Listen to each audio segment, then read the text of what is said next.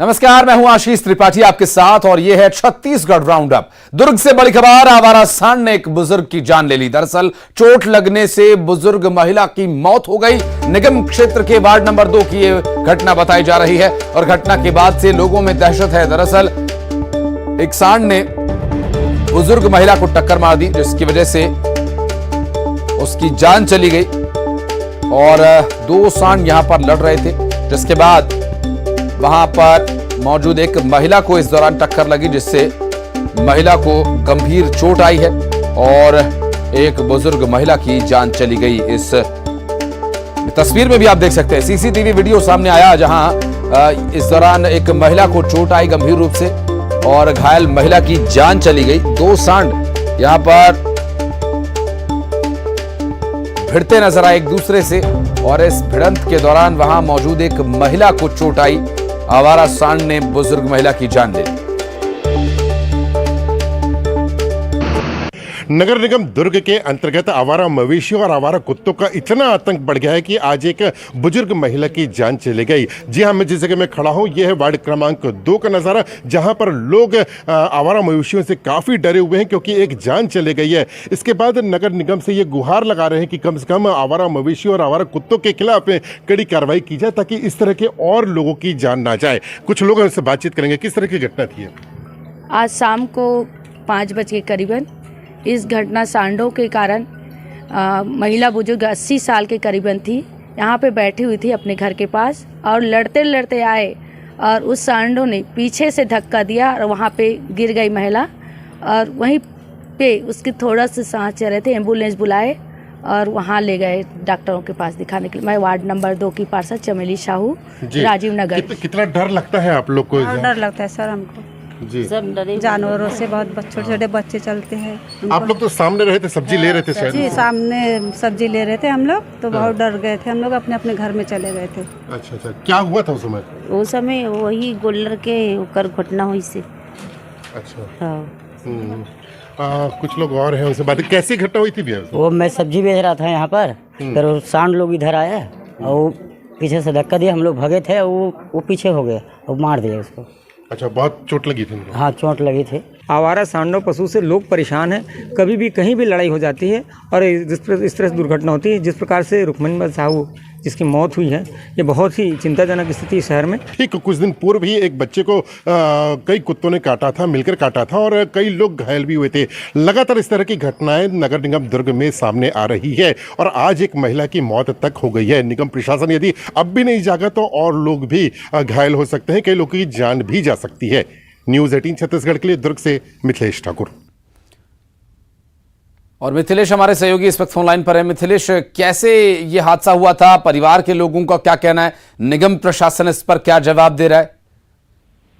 हाँ देखिए, निगम प्रशासन की ओर से अभी तक कोई जवाब नहीं आया और घटना जो है ये हुई है वार्ड क्रमांक 2 नगर निगम क्षेत्र के अंतर्गत में हुआ है, क्योंकि वहां पर अक्सर ये आवारा मवेशी और आवारा कुत्तों का आतंक है। इसके पूर्व भी एक कुत्ते ने कई बच्चों को काटा था, जिसकी हमने खबर भी प्रमुखता से दिखाई थी और निगम प्रशासन का ध्यान आकर्षित करवाया था। इस घटना को अभी कुछ दिन ही बीते हैं कि उसके बीते आवारा मवेशी जो 2 सांड लड़ते हुए घर के बाहर एक बुजुर्ग महिला बैठी थी, 84 वर्षीय बुजुर्ग महिला थी। वो बैठी हुई थी, सांड लड़ते हुए आए और उसको जोरदार ठोकर मारी। उसका सर जो है वो दीवार से टकराया और उसको अस्पताल ले गया, जहां पर उसकी मौत हो गई है। तो इस तरह से लगातार जो है सांडों का आतंक जो है वो बढ़ता जा रहा है। कई बार क्षेत्रवासियों ने इसकी शिकायत भी की है, लेकिन कोई कार्रवाई नहीं होने की वजह से आज एक महिला की मौत हो गई है। लगातार इस तरह के आज भी हम देखे हैं वहां पर कि कई सांड जो है घूमते आवारा रूप से घूम रहे हैं और वो किसी को भी अपना शिकार बना सकते हैं। तो निगम प्रशासन यदि अब भी नहीं जागा तो निश्चित रूप से और भी कई बड़ी घटनाएं हो सकती है। जी, बहुत शुक्रिया मिथिलेश आपका इस पूरी जानकारी के लिए। और बिलासपुर में अतिक्रमण पर प्रशासन का बुलडोजर चला। दरअसल फकीरापारा में निगम का अतिक्रमण हटाओ दस्ता अवैध कब्जे पर मकान बनाने वालों पर कार्रवाई करने के लिए पहुंचा और यहां अतिक्रमण हटाने के लिए बुलडोजर लेकर प्रशासन पहुंचा। फकीरापारा में अतिक्रमण पर बुलडोजर कार्रवाई की गई, जहां निगम का अतिक्रमण दस्ता अतिक्रमण हटाने के लिए पहुंचा और इस दौरान विरोध भी देखने को मिला। बिलासपुर में अतिक्रमण पर प्रशासन ने बुलडोजर चलाकर अतिक्रमण ध्वस्त किए। दरअसल अवैध कब्जे पर मकान बनाने वालों पर कार्रवाई की गई और अवैध कब्जा करके मकान बनाए गए थे यहाँ पर और ऐसे लोगों पर कार्रवाई की गई। बिलासपुर से तस्वीरें सामने, जहां बिलासपुर में बुलडोजर चलाकर अतिक्रमण को ध्वस्त किया गया और यहां बिलासपुर में जब अतिक्रमण ध्वस्त करने के लिए प्रशासन की टीम पहुंची तो कुछ विरोध भी देखने को मिला। फकीरापारा में निगम का अतिक्रमण हटाओ दस्ता पहुंचा था और कार्रवाई की गई अतिक्रमण हटाने की।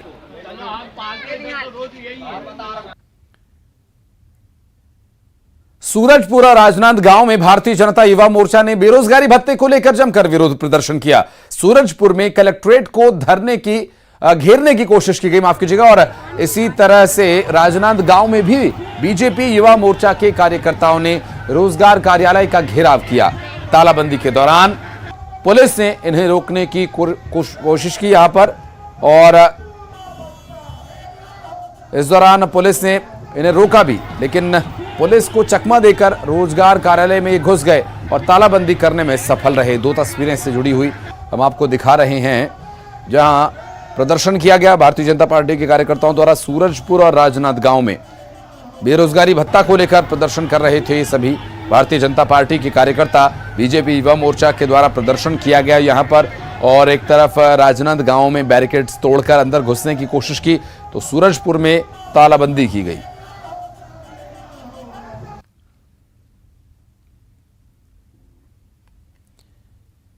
और अब शहीदों को नमन।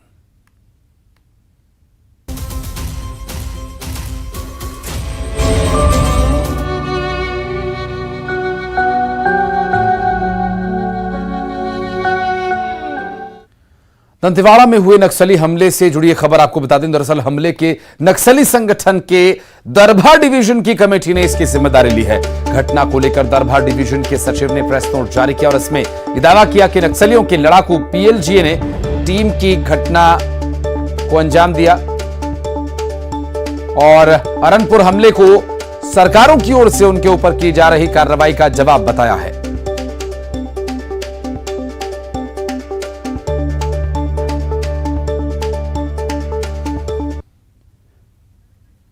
और पुलिस अधिकारियों ने घटनास्थल का जायजा लिया। डीजीपी अशोक जुनेजा ने घटनास्थल पर जाकर विवेकानंद सिन्हा, जो कि नक्सल एडीजी है, के साथ मौजूद रहे और बस्तर आईजी सुंदरराज पी और सीआरपीएफ के आला अधिकारी भी वहां मौजूद रहे। आईईडी ब्लास्ट में 10 जवान शहीद हुए थे, एक ड्राइवर की भी शहादत यहां हुई थी।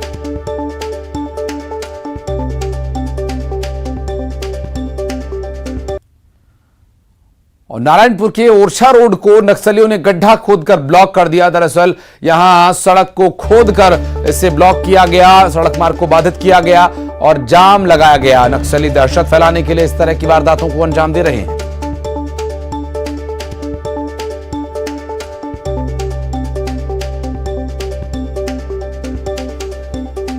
दंतेवाड़ा में नक्सली हमले में शहीद हुए जवानों को पुलिस लाइन में मुख्यमंत्री भूपेश बघेल ने श्रद्धांजलि दी। मुख्यमंत्री भूपेश बघेल के साथ गृह मंत्री ताम्रध्वज साहू, पीसीसी अध्यक्ष मोहन मरकाम, बीजेपी के प्रदेश प्रभारी ओम माथुर के साथ पुलिस के आला अधिकारियों ने शहीद जवानों को श्रद्धांजलि दी। मुख्यमंत्री भूपेश बघेल शहीद जवानों के परिजनों से मिले, उन्हें सांत्वना दी। शहीद जवानों के परिजनों के आंसुओं के गम से यहां पर पुलिस लाइन पूरा डूब गया और शहीद जवानों के परिजनों का रो रो कर बुरा हाल है। शहीदों को श्रद्धांजलि देने के बाद उनके पार्थिव शरीर को उनके पैतृक गांवों के लिए भेज दिया गया। इस दौरान सीएम ने खुद कंधा देकर अंतिम विदाई दी। मुख्यमंत्री भूपेश बघेल ने कहा कि जवानों की यह शहादत बेकार नहीं जाएगी। नक्सली हताशा में इस तरह की वारदातों को अंजाम दे रहे हैं और नक्सली कमांडर हिडमा पूरी तरह से घिर चुका है। सीएम ने कहा कि केंद्र सरकार के सहयोग से जल्द ही और कैंप्स इन नक्सल क्षेत्रों में इनके खात्मे के लिए लगाए जाएंगे। यहां से हमारे डीआरजी जवान की 2 टुकड़ियां गई थी। घटना स्थल पे एक नक्सलियों के साथ मुठभेड़ हुआ, एक नक्सली घायल हुआ और एक नक्सली को पकड़ लिए और घायल नक्सली और जो जिन्हें गिरफ्तार किया गया था उसको लेकर वापस आ रहे थे और एरनपुर के पास आईडी ब्लास्ट हुआ, जिसमें 10 हमारे डीआरजी के जवान और एक सिविलियन की शहादत हुई। मैं उन्हें विनम्र श्रद्धांजलि देता हूं कि परिवार के प्रति संवेदना व्यक्त करता हूं और हमारे जवानों ने लड़ते हुए अपने प्राणों की आहुति दी है। ये शहादत बेकार नहीं जाएगी। ये जो एरिया है वो अर्थी का, जैसे हिडमा का हेडक्वार्टर कहा जाता है, अब वो लगभग चारों तरफ से घिर चुका है। नेशनल पार्क के एरिया है, अब वो हमारे जवानों के पहुंच के अंदर है, तो अब उसके छुपने की जगह अब इस एरिया में बीजापुर, सुकमा, दंतेवाड़ा में अब नहीं रहा। और जो छोटी छोटी सड़कें हैं वो भी बनाई जा रही है, कैंप खोले जा रहे हैं जनता की सुविधा के लिए। पीडीएस साहब, स्कूल, आंगनबाड़ी केंद्र वो सारे खोले जा रहे हैं। तो लोगों का विश्वास सरकार के प्रति बढ़ा है और नक्सली लगातार पीछे हटते जा रहे हैं। और आईडी ब्लास्ट घटना लगभग 2 साल बाद हुई है। मैं समझता हूँ कि ये नक्सलियों का हताशा ही है कि उन्होंने इस प्रकार की घटना। हमने डिमांड की भारत सरकार से और मिलेगा और कैंप भी लगाएंगे। दंतेवाड़ा में शहीद हुए जवान जोगा सोढ़ी का पार्थिव शरीर उनके गांव सुकमा के मिरीवाड़ा लाया गया। जैसे ही पार्थिव शरीर पहुंचा, गांव वालों की आंखें नम हो गईं। शहीद जवान की अंतिम यात्रा के दौरान गांव में लोगों का हुजूम उमड़ पड़ा। अंतिम यात्रा में एसपी सुनील शर्मा और जिला पंचायत हरीश कवासी शामिल हुए। वहीं पूरे गांव ने शहीद जवान को श्रद्धांजलि दी। इस तरह से बीजापुर जिले के नीलसनार थाना क्षेत्र के मुंडेर गांव में शहीद आरक्षक मुन्नाराम कड़ती को अंतिम विदाई दी गई। दंतेवाड़ा जिले के सारा गांव में मृतक ड्राइवर धनीराम यादव को भी नम आंखों से अंतिम विदाई दी।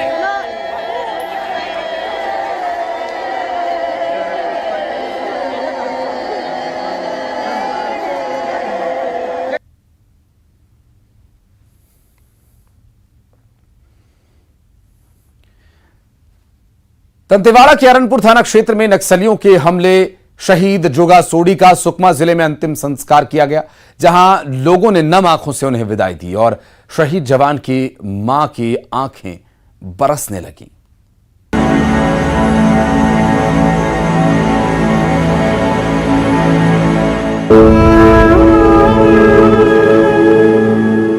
शहीद जवान के पार्थिव शरीर पर रोते बिलखते परिजन। मां रो रही है, पत्नी रो रही है,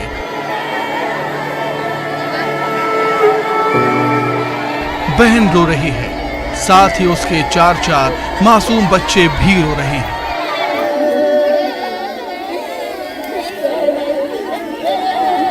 ये पूरा दृश्य गादीराज से 4 किलोमीटर दूर मिरीवाड़ा गांव का है, जहां नक्सली हमले में शहीद हुए जोगा सोढ़ी का पार्थिव शरीर गांव में आने के बाद मातम छाया हुआ है।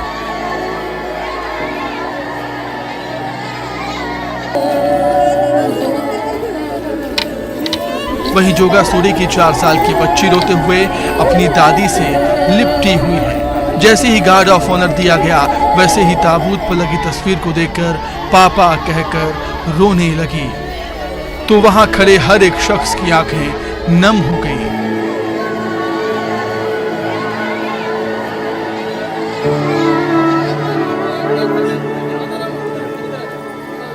जोगा सोढ़ी की अंतिम यात्रा में रिश्तेदारों के अलावा पूरा गांव उमड़ पड़ा। जोगा सोढ़ी अमर रहे के नारे लगे और अंतिम संस्कार किया गया। साल 2017 से पहले जोगा सोढ़ी और उसकी पत्नी दोनों नक्सली संगठन में काम करते थे। मूल रूप से सुकमा जिले के गादीराज के पास स्थित मिरीवाड़ा गांव के रहने वाले जोगा सोढ़ी का पूरा परिवार कुछ साल पहले कोंटा ब्लॉक के अरपल्ली गांव में जाकर बस गया था। वहां से उन्होंने नक्सल संगठन में काम करना शुरू कर दिया था। साथ ही उसकी पत्नी जो एलम गुंडा की रहने वाली थी, वो भी नक्सल संगठन से जुड़ गई थी। दोनों ने दंतेवाड़ा जिले के कटी कल्याण इलाके में नक्सल संगठन के लिए काम किया। दोनों की पहचान हुई, फिर शादी हुई, जिसके बाद 2017 में दोनों ने फैसला लेते हुए दंतेवाड़ा पुलिस के समक्ष आत्मसमर्पण कर दिया। जिसके बाद जोगा सोढ़ी को पुलिस की नौकरी मिल गई।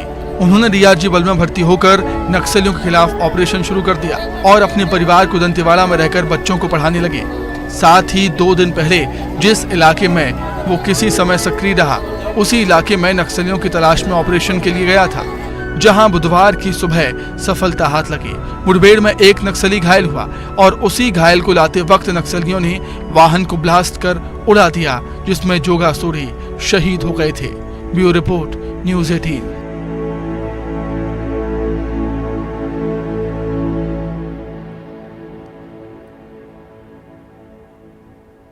रायपुर, कवर्धा और कोरबा में शहीद जवानों को श्रद्धांजलि दी गई।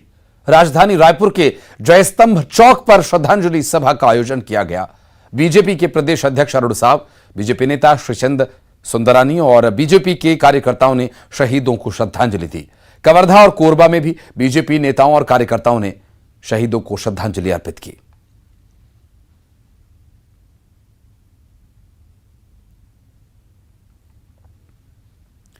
दंतेवाड़ा में शहीद जवानों को बीजेपी के प्रदेश प्रभारी ओम माथुर ने श्रद्धांजलि दी। इस दौरान बीजेपी के कई नेताओं ने शहीदों को नमन किया।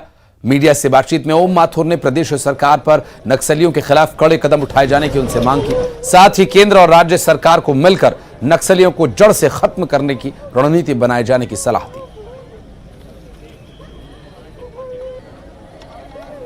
मैं मेरी ओर से, संपूर्ण पार्टी की ओर से, छत्तीसगढ़ यूनिट की ओर से शहीदों को नमन श्रद्धांजलि अर्पित करता हूं। और इसके साथ ही जिस प्रकार से इन्होंने इस क्षेत्र की रक्षा के लिए अपनी कुर्बानी दी है, ये अमर रहेंगे। पार्टी सदैव उनको याद करती रहेगी, देश उनको याद करता रहेगा। और निश्चित रूप से मैं मांग भी करूंगा स्टेट गवर्नमेंट से भी कि लॉ एंड ऑर्डर स्थिति सुधारे। उसका सीधा तरीका यही है कि केंद्र और राज्य सरकार कोई न कोई ऐसा सिस्टम बनाए कि जिस सिस्टम से आगे से ऐसी कभी घटनाएं नहीं हो, इसकी बैठ करके चिंता करनी चाहिए। पॉलिटिकल से ऊपर उठ करके हम कैसे रोके हमारे जवानों को, तो जवान हमारी सुरक्षा में लगे तो उसकी चिंता करके व्यवस्था करनी चाहिए। जगदलपुर में सर्व आदिवासी समाज ने नक्सलवाद के खिलाफ सड़कों पर उतरकर दंतेवाड़ा में हुए नक्सली हमले की निंदा की और राज्य और केंद्र सरकार से जवानों की शहादत का बदला लिए जाने की मांग की। वहीं शहर के गोल बाजार में नक्सलवाद के खिलाफ पुतला भी फूंका गया।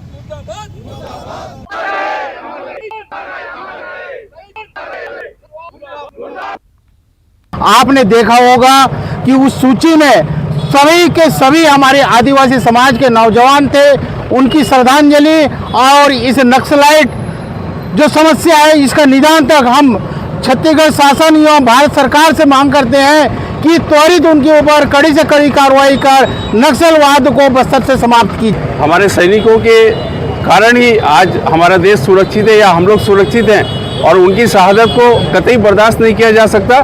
हम ये मांग करते हैं कि इन शहीदों की जो शहादत हुई है उसका पूरा बदला लिया जाना चाहिए।